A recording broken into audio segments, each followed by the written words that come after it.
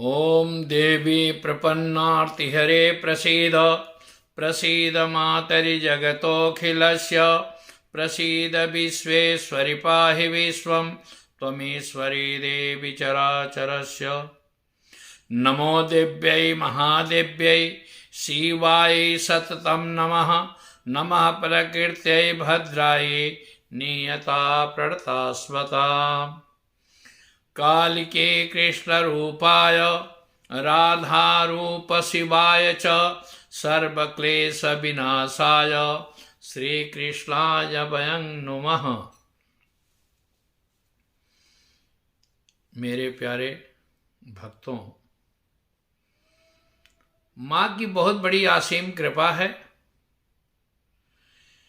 और मैं माँ से रात दिन प्रार्थना करता हूँ कि जो भी प्राणी हमसे जुड़ा है, जो भी प्राणी हमसे जुड़ने के लिए प्रयास किया है या नहीं भी जुड़ता है, हर आदमी की अपनी इच्छा है, तो उसको क्या है कि माँ भगवती सदा प्रसन्न रखें, उन पर सदा कृपा बनाए रखें, भगवान शिव भी उन पर कृपा बनाए रखें।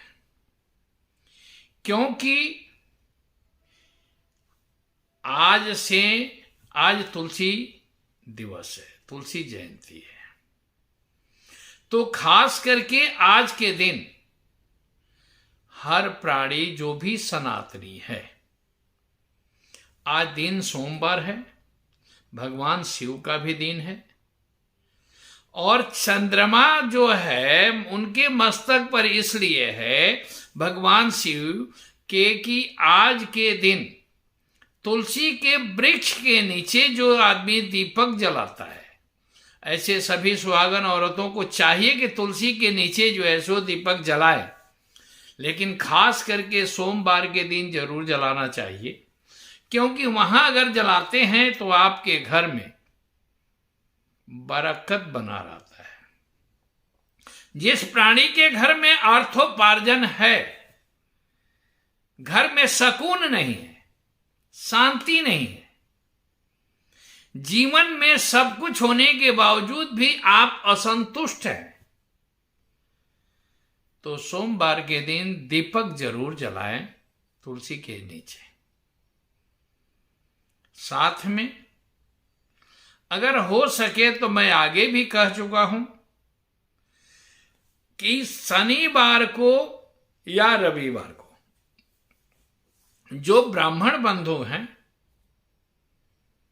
जो गायत्री का दीक्षा जिसके साथ है, वो हर शनिवार रविवार के दिन अगर आपके साथ व्याधि है तो काले तिल का हवन गायत्री से करें,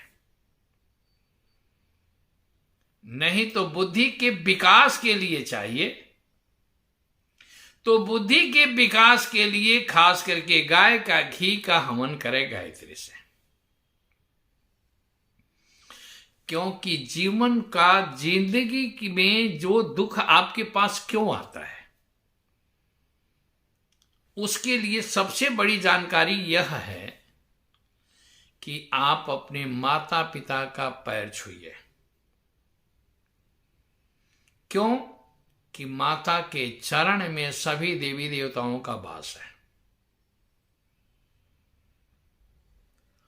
और गुरु का शरण लीजिए, परमात्मा का शरण लीजिए, परमात्मा का चरण स्पर्श करिए। क्योंकि चरण स्पर्श करने का विधान इसलिए मैं बताता हूं कि गुरु, माता पिता या आपके बड़े आदमी जब चरण छूते हैं तो सव्याप सव्येन, बायां हाथ से बायां पैर, दाहिना हाथ से दाहिना पैर, जब इस तरह से स्पर्श करते हैं, वो भी पैर का अंगूठा, तो पैर का अंगूठा जो है वो सीधे मस्तक पर आता है, वो नस, बाकी और कहीं भी एक दूसरी जगह ज्वाइंट किया है। आप गर्मी में बहुत बेचैन होकर के तिलमिलाए हुए हैं, आप एक बार देखिए जा करके, जब पैर ठंडा में पैर पर पानी रखते हैं, ठंडा पानी, तो आपके मन में शांति मिलती है। आप जब अशांत हो जाए, आपके पास कोई रास्ता नहीं मिलता है किसी भी काम में, या परिवार की अशांति के कारण आप अशांत हो जाए, लड़ाई मत करिए। आप अपने इष्ट के सामने सिर्फ नेत्र बंद करके और आप एकाग्र हो करके उसके सामने बैठिए और बैठ करके यह कहिए कि हे परमात्मा, हे मां भगवती, हे भगवान शिव, ये हनुमान जी, जिसको आप मानते हैं, हमारे परिवार में अशांति का कारण क्या है, इसका निराकरण हमें कैसे मिलेगा। आप 1 दिन बैठेंगे, 2 दिन बैठेंगे, 3 दिन बैठेंगे, 7 दिन के अंदर आपके दिमाग में मां भगवती की कृपा होगी, परमात्मा की कृपा होगी, हनुमान जी की कृपा होगी, जिसको आप मानते हैं।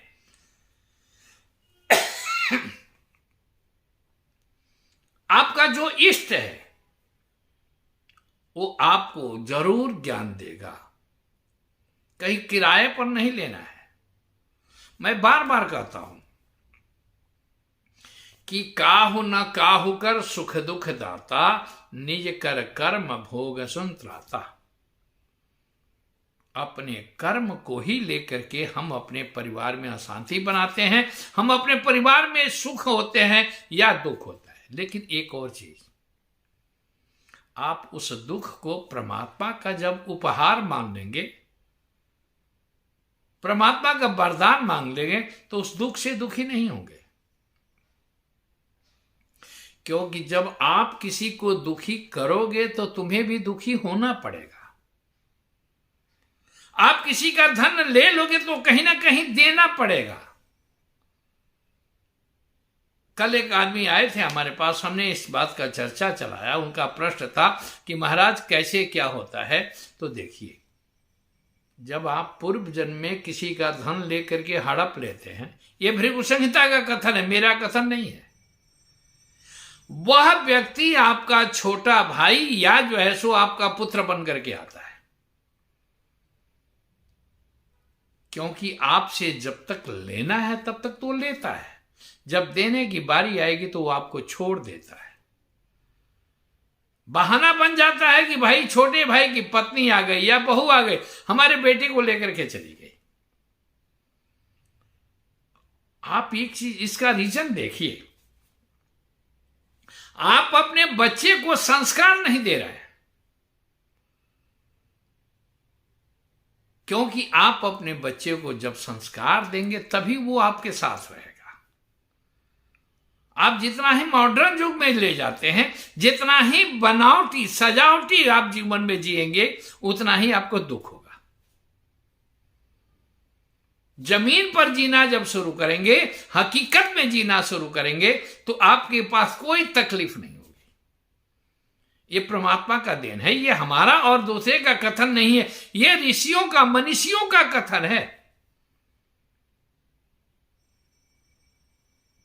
आप कभी भी देखिएगा, जितने भी तपस्वी रहे हैं, वो क्या अपने लिए कभी कोई कुछ भी नहीं परमात्मा से मांगे हैं? क्यों? वो मांग सकते थे, लेकिन वो कहते हैं कि मेरे शरीर का जो भोग है, मेरे कर्म का जो देन है, उसे तो हमें निपटारा ही हमें ही करना पड़ेगा, दूसरा कोई थोड़ा करेगा।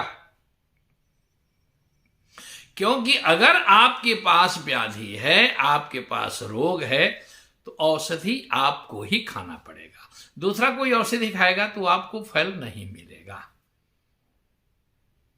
इसलिए आप प्रयास करिए कि किसी को दुखी न करें, और माता पिता को जितना ही शरणागत होंगे। क्यों? मैं क्यों कहा कि मां के चरण में सभी देवी देवताओं का वास है?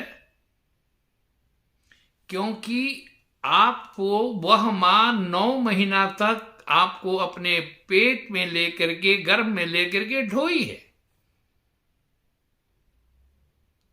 आपके हर, जब तक आप छोटे थे, आजकल फैशन नया बन गया है, लेकिन माँ जो है सो आपके मल मूत्र को साफ की है, आपके दुख को अपने दुख में सुख में हाजिर करके और आपको हर प्रकार के सुख दिए। उस मां को दुखी करोगे तो जीवन में कहीं नहीं शांति में रहेगी। जीवन में कहीं भी कभी भी अगर शांति पाना है, अगर आपको किसी प्रकार का सुकून का जिंदगी है, देखिए आपके पास सुविधा हो सकता है, सुख नहीं मिलेगा, और जहां सुख है वहां सुविधा नहीं है। शांति इन दोनों से अलग है, सुकून इन दोनों से अलग है। जब शांति पाना है, सुकून पाना है, तो आप गुरु के पास जाइए, मां बाप के चरण में जाइए। आप कुछ मत करिए, आप बाहर से आते हैं या कहीं भी रहते हैं, क्योंकि आप अपनी बचपना याद करिए। जब आप मां के गोद में बैठते थे तो मां को कितना सुकून मिलता था, आपको आत्म शांति कितनी मिलती थी। लेकिन मां का गोद जब छोड़ दिए हैं, मां का ममता जब छोड़ दिए हैं, पत्नी के प्यार में जब पागल हुए हैं,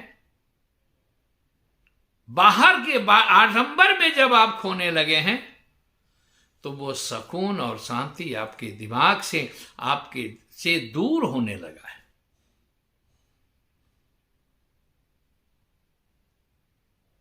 आप अपने इष्ट के सामने बैठ करके एक बार देखिए, आपका इष्ट सबसे बड़ी बात है। जिसके माता पिता नहीं है उसके लिए भी मैं बताता हूं, क्योंकि मैं जन्मपति, आप कोई भी अगर देखता है ज्योतिषी और कहता है कि महाराज आपका सूर्य पीड़ित है, आपका चंद्रमा पीड़ित है, आपका मंगल पीड़ित है, आपका बुध पीड़ित है, इस सब का उपचार आपके घर में है, बाहर नहीं है।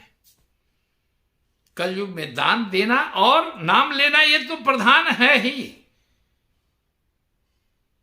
जैसे कलौ अन्नगता प्राणा, कलयुग में प्राण जो है सो अन्न में है, उसी प्रकार से, क्योंकि एक एक ऋषि हैं, एक एक तपस्वी हैं जो है सो अन्न के बिना भी जीते हैं, लेकिन वो परमात्मा में विलीन है, वो अपने आप को समर्पित कर दिए हैं।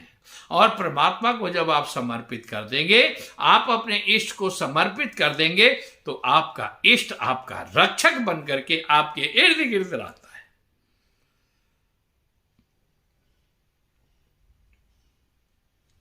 इसलिए अगर जीने की कला सीखना है तो मां के चरण में बैठिए, परमात्मा के चरण में बैठिए, गुरु के चरण में बैठिए, संत के शरण में बैठिए, क्योंकि संत मार्ग दिखा सकता है, गुरु मार्ग दिखा सकता है, चलना आपको पड़ेगा। गुरु अगर आपको पहुंचाता है मंजिल तक, तो इसका मतलब यह है कि रास्ता बताएगा, चलना आपको पड़ेगा। आप जैसे आपके पास अगर बीमारी होती है, व्याधि आती है, तो दवा आप खाएंगे तभी आपको फायदा होगा, दूसरा कोई खाएगा तो नहीं होगा।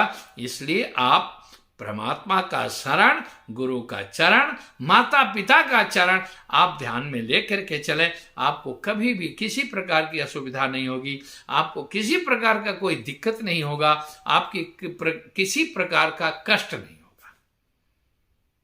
इस वीडियो को गौर से देखिएगा और एक एक शब्द को सुन करके आप उसका अनुभव करिए। साथ में 12 जनवरी 2024 के दिन 40 दिन का हवन हमारा समापन हो रहा है। आप सबों से प्रार्थना है, आप उसमें आना चाहें आइए और अपने परिवार की समस्याओं का समाधान हेतु संकल्प करें। साथ में हो सकता है कि बसंत पंचमी के दिन 51 पीठ के मंदिर का जगह का भूमि पूजन किया जाए। आप उसमें प्रवेश करें, आप उसमें भाग लें, आप उसमें जरूर आवें, और क्योंकि अन्य क्षेत्रे कृतम पापम तीर्थ क्षेत्रे विनश्यति। घर में किया हुआ पाप तीर्थ में नाश होता है। तीर्थ क्षेत्रे कृतम पापम, तीर्थ में किया हुआ पाप काशी क्षेत्रे विनश्यति, काशी में विनाश होता है।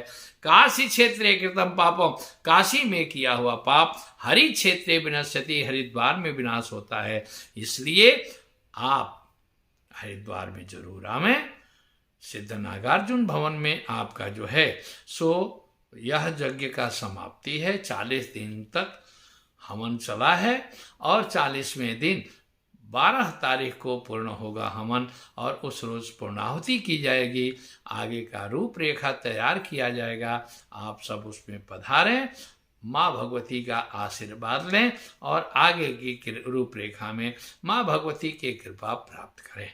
धन्यवाद।